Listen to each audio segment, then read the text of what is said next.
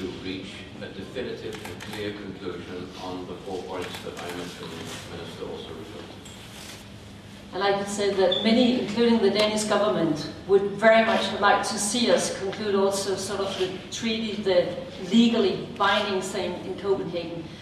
But I must say that our guests here during the last 2 days, as I see it, have been extremely constructive. They know that, yes, this would be very nice to have, but it's not sure that we can get it.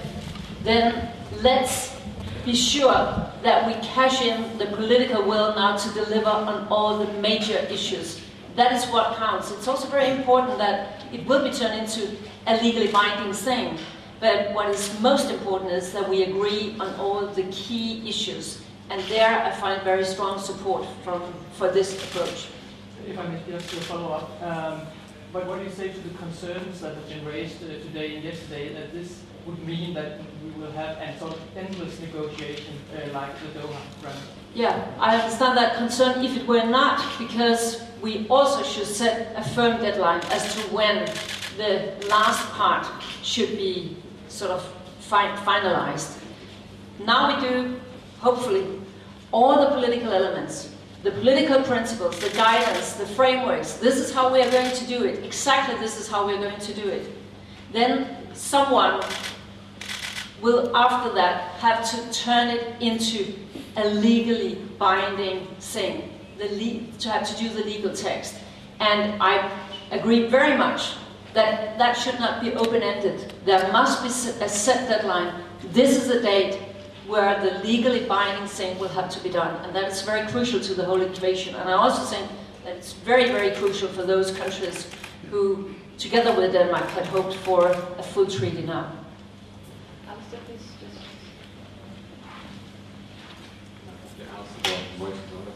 Both please, is the United States now the key to unlocking this deal? And did US Climate Envoy Todd Stern give any promises that the United States would come with a fixed number for emissions cuts when he comes back here in a few weeks' time, please?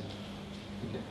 I would say that as I was the chair yesterday arguing that people should not refer what others said in the room, I'm not going to refer what others said in that room.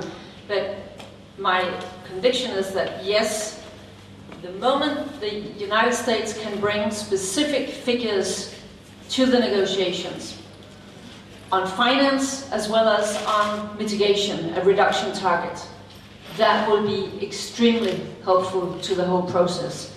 And we all know the difficulties with the American Senate, but I also hope that our American friends feel that there is worldwide expectations that they will deliver in Copenhagen. And I must say that I also interpret what President Obama said today and also what he said in conjunction with the APEC meeting, that they know that they have to deliver also figures in Copenhagen. You still want to? Yes, please. I would say that the United States is an important key to success, but it's not the only key. Yes, an American target and a commitment to finance is critical to success. But we are also still in the situation that the targets offered by the group of industrialized countries as a whole is not in line with what science is telling us is necessary. So we need more ambition in industrialized targets. Secondly, politically, it is essential that we also have clear indications from major developing countries what they are willing to do to lower the growth of their emissions, because without their action, basically a long-term response to climate change is meaningless. We had a very encouraging offer yesterday from Brazil, also from Korea, but we need more offers of that kind. So unfortunately, it's not a single country that holds the key to success. There are more issues that need to be addressed.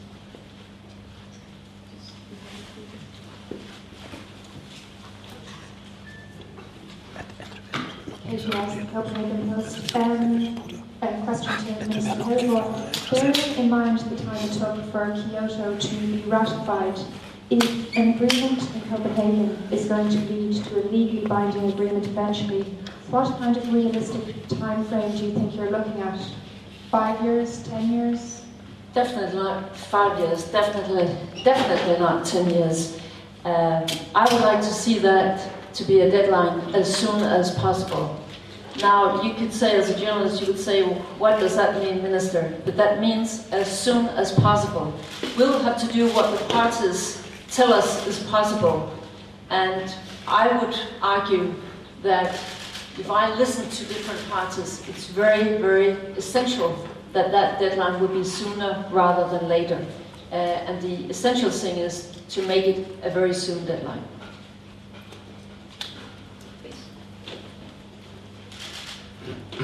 Connie Yamaguchi for the Asahi Shimbun newspaper of Tokyo. Question to both of you. Were there discussions about finance, and were there figures laid out on the table?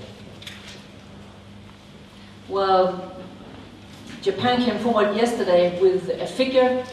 I understand that this is probably well known back home in Japan, I guess, this figure of 9.2 billion. I believe that still it's very crucial that there will be substantial money, not just upfront, but also in the longer term, and for adaptation as well as for mitigation. And I think to developing countries, it's also very, very crucial that they can see that there will come money here and now also for adaptation purposes. And I think that that is one of the areas where we still need developed countries to come up with more specific figures.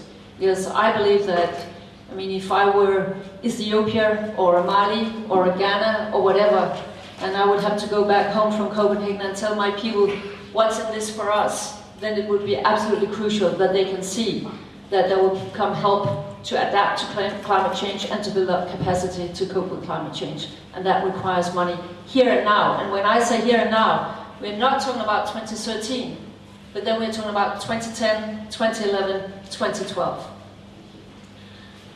Yes, that's absolutely correct. What developing countries also made clear is that the long-term finance is just as important for them. You're all familiar with the analysis that indicates we will need in the order of hundreds of millions of dollars per year for both mitigation and adaptation. And what many developing countries make clear is that getting short-term finance is important, but they also want to enter into this agreement knowing that longer-term finance is secure as well. Yeah, please. Jan Olsen from the Associated Press. I just would like to have a clarification. Last week, Rasmussen, the Danish Prime Minister, said that Obama endorsed what exactly? Was it the Danish plan simply to have a political treaty in Copenhagen with the legal aspects later, or did he endorse any kind of pledges made, any pledges of industrialized countries?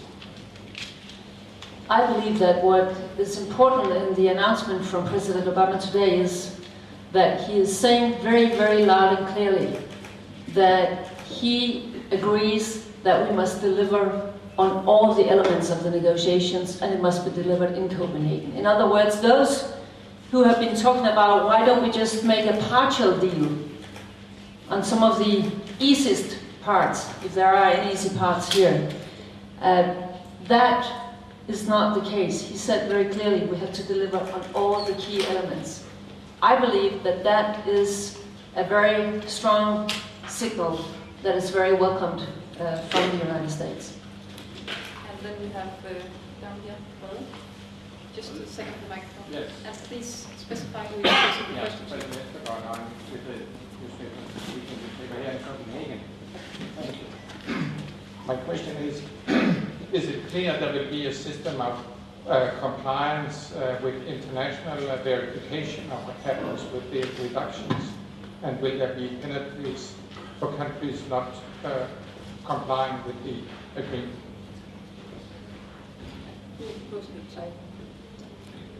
Who are you asking the question? To Mr. Boer and Mrs. Hedegaard. I was hoping he was asking you. That's very difficult to say at this moment. What is very clear is that countries want the outcome of this process to be legally binding, so it really to be a robust treaty. The issues and in that context there have been many important discussions on how action is to be measured, how action is to be reported, and how we are going to verify